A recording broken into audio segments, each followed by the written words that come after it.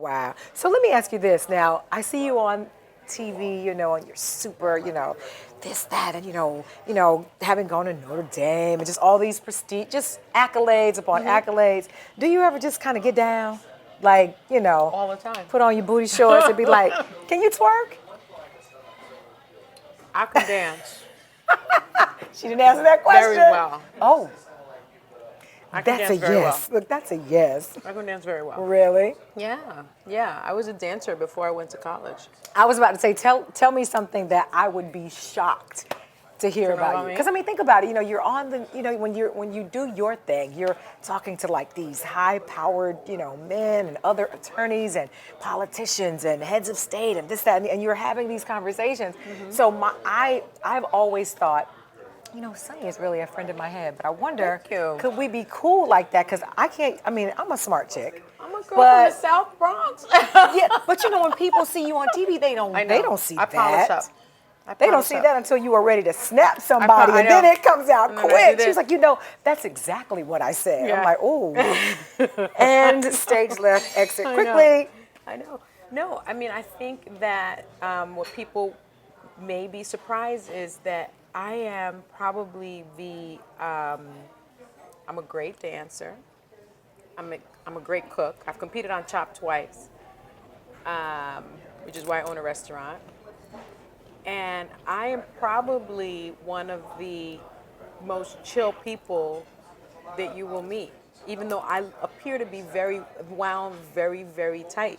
I mean, my best You friend. do seem a little tight sometimes. I know. One of my best friends said that to me. She's like, the thing about you that most people don't know is that you will drop it like it's hot in a minute. Uh-oh. I'm like, I will. Don't drop it right here, Sonny. I will. Do you watch reality TV? I have a lot of guilty pleasures. I was about to say, is it a guilty pleasure? I have a lot of guilty pleasures. I've been very honest about it. I love The Real Housewives of Atlanta. Hollywood Exes is actually my favorite. Really?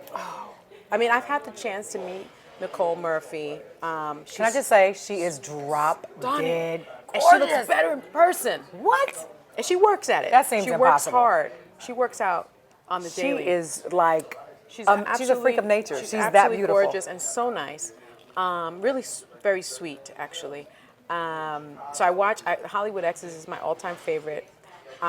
Real Housewives of Atlanta. I liked Beverly Hills when they had the Puerto Rican woman on there because I thought Joyce. I thought that was fierce.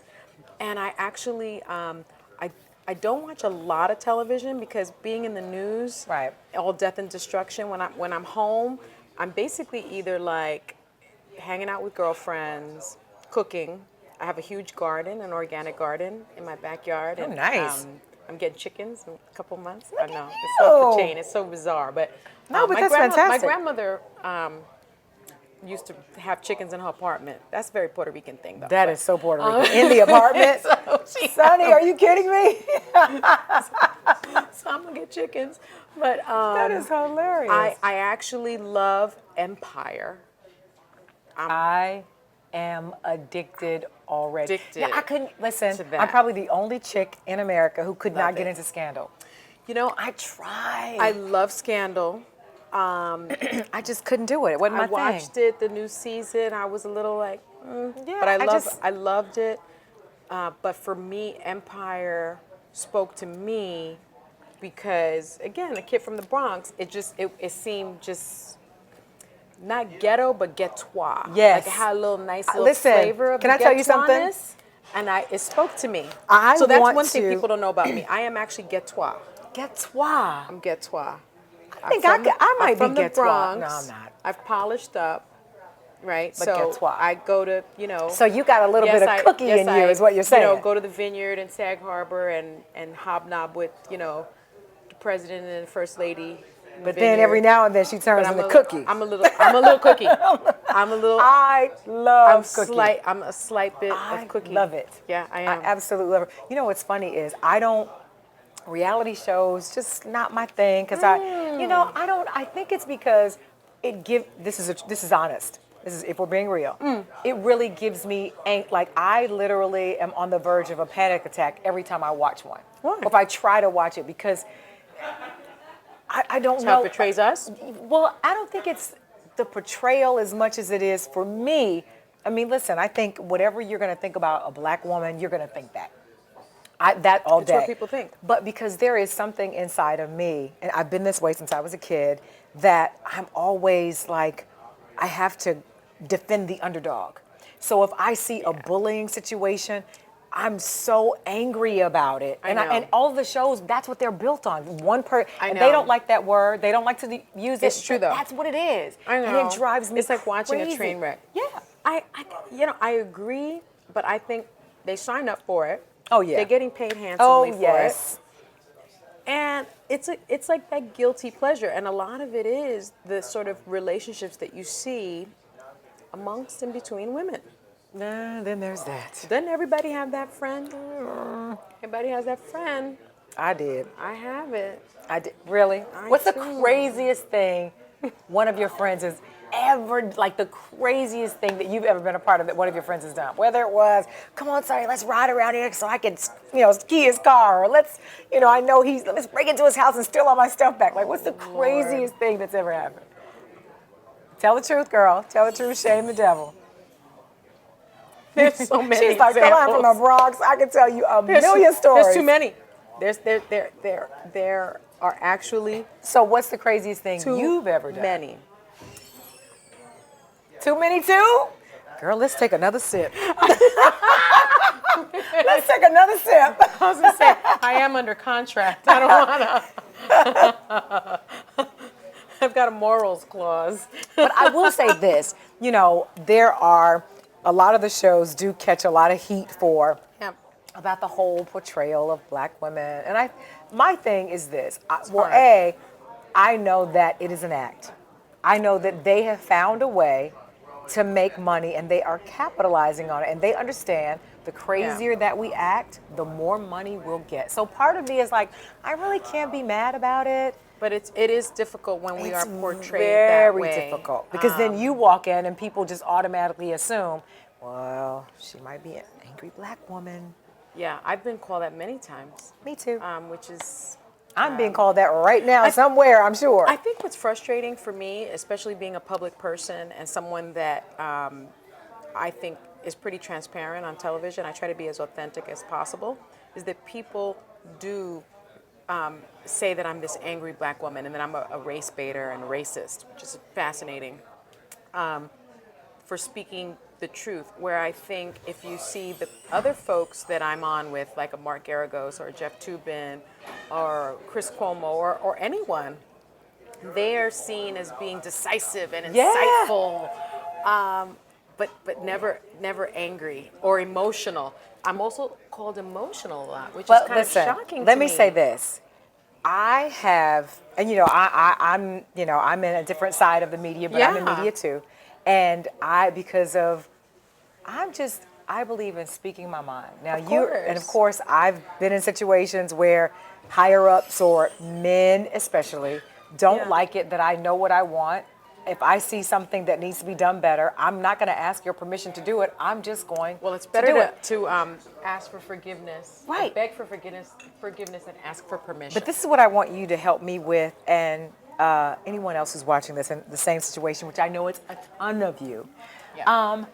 Teach me what you do best, and that is to check someone and do it in such a way that they are like, did she just... I feel like my jugular. Am I bleeding? I think I am. I'm not sure. Like, you are so good at it. And I'm not, because it shows all on my face. You know exactly when I'm checking you. But I need to learn how to do it the way you do it. Just smooth. I think that you can catch more flies with honey. Do I have food on myself? Oh, no, I'd tell you if you did. Thank you. You catch more flies with honey, okay? And I think that you say it with a smile. My friend Julie Frederick from New Orleans always has said that. Okay. She says everything with this southern lilt. It's hard for me because I'm from the Brother Bronx. Bronx. But what I generally do is I think people want the validation that you've heard them.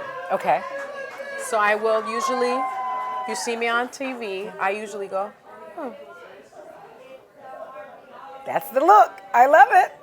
and then I often will say, I hear you. But have you considered this? And then I just break it down because the I hear you neutralizes the situation.